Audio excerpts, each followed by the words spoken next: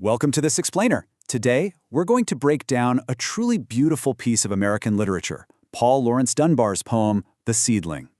We'll be examining how this seemingly simple piece of writing actually moves from very grounded, everyday nature imagery straight into a profound moral allegory.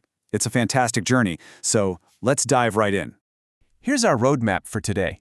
First, a seedling's literal journey. Second, imagery, language, and emotion. Third, analyzing the poetic structure. Fourth, the message of virtue.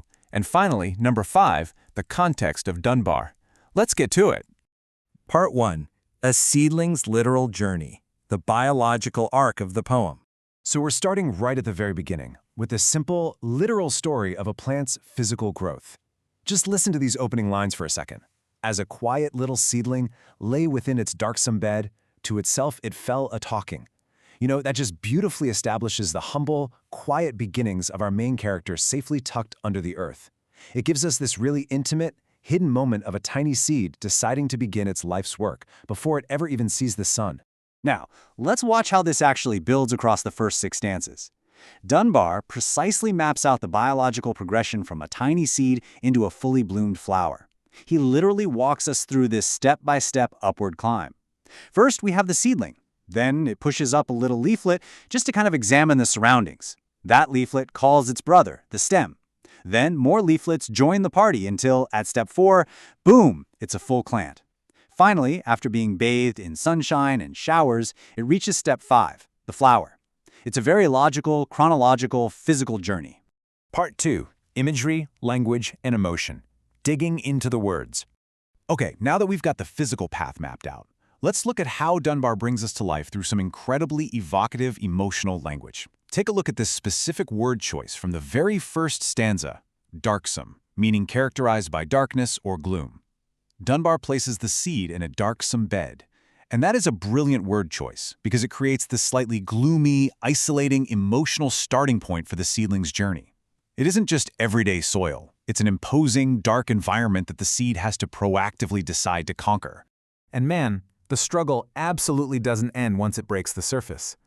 Dunbar uses the phrase sweat and pant to describe the growth process.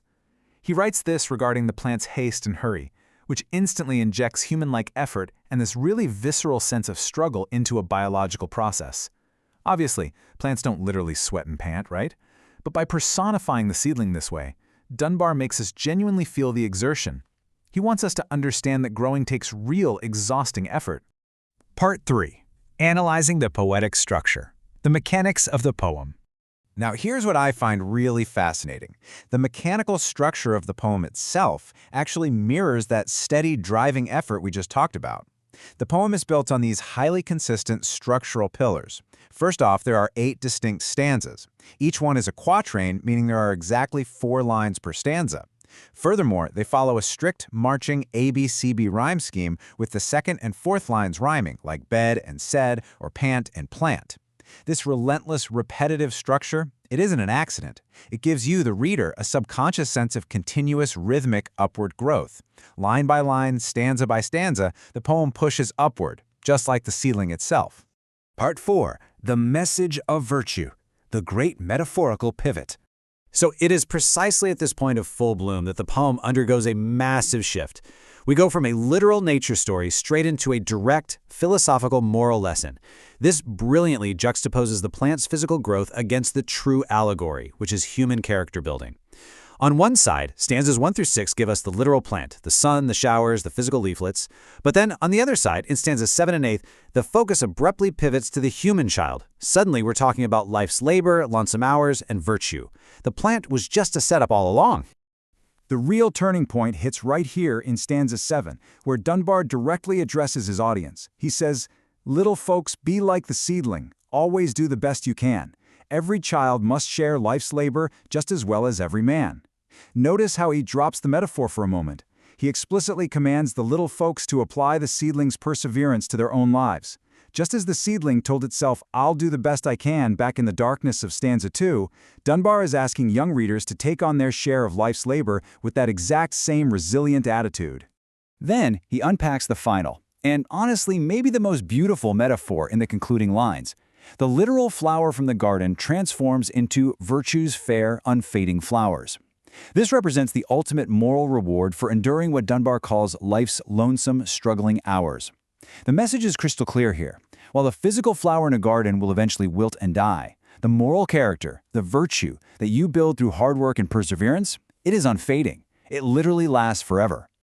Part 5. The context of Dunbar, the timeline behind the text. To truly get why Dunbar went with this direct moral address, we need to take a step back and look at the social context anchored in his historical timeline. Paul Laurence Dunbar was born in 1872 and passed away tragically young in 1906. The Seedling, like a lot of his works, reached a broader, lasting audience through the posthumous publication of the collected poetry in 1913. This timeline is important because it shows that the poem was cemented in a very specific era of American literature, one that strongly reflected the educational values of the late 19th and early 20th centuries. You see, addressing little folks to teach them about sharing life's labor places this work firmly in the tradition of didactic, character-building literature. The intended audience back then wasn't just passive readers. They were viewed as students of life. Literature from this era often carried this heavy focus on didactic instruction, meaning it was specifically meant to instruct youth and instill a strong moral compass. Dunbar wasn't just writing a pretty poem about a garden, right? He was actively using his platform to instruct the next generation on how to be resilient, hardworking, and ultimately virtuous citizens. So as we wrap up this explainer today, I want to leave you with a thought to consider for your own life. Through your own lonesome, struggling hours, what unfading flowers of virtue are you cultivating? It is a pretty powerful question to ask yourself long after the poems, sunshine, and showers have passed. Thank you so much for diving into the structure, the imagery, and the deep moral heart of Paul Laurence Dunbar's The Seedling with me today. Keep growing, keep learning, and I'll catch you next time.